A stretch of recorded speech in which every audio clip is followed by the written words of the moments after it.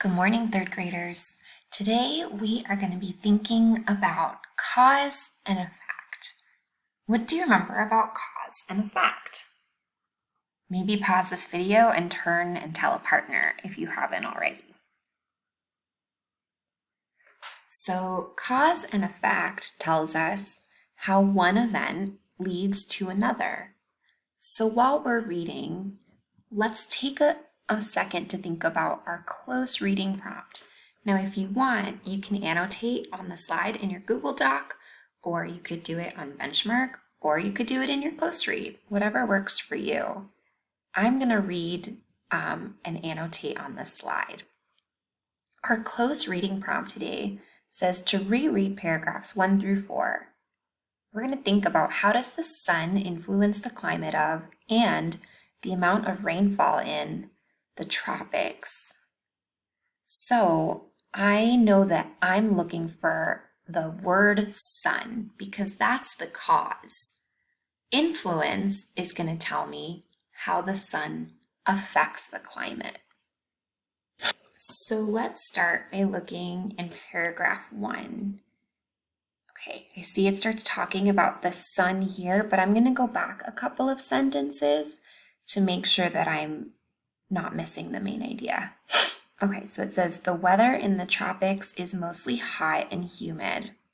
This is mainly due, so that's another way of saying caused by.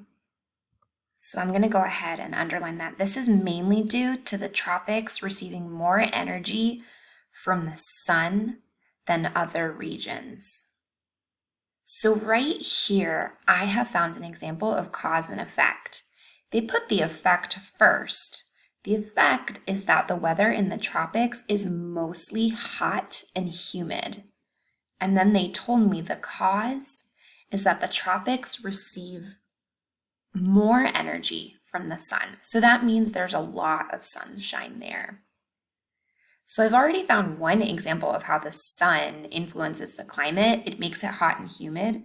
See if you can find any other examples.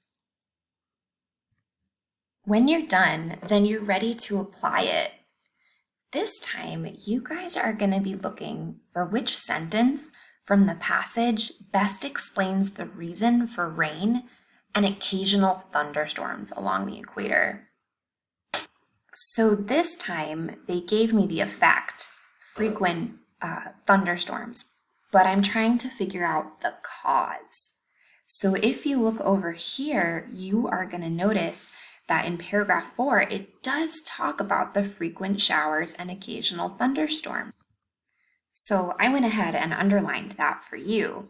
Now your job is to figure out what causes the frequent showers and occasional thunderstorms. And then when you're ready, you can choose your answer on the Apply It slide. Good luck!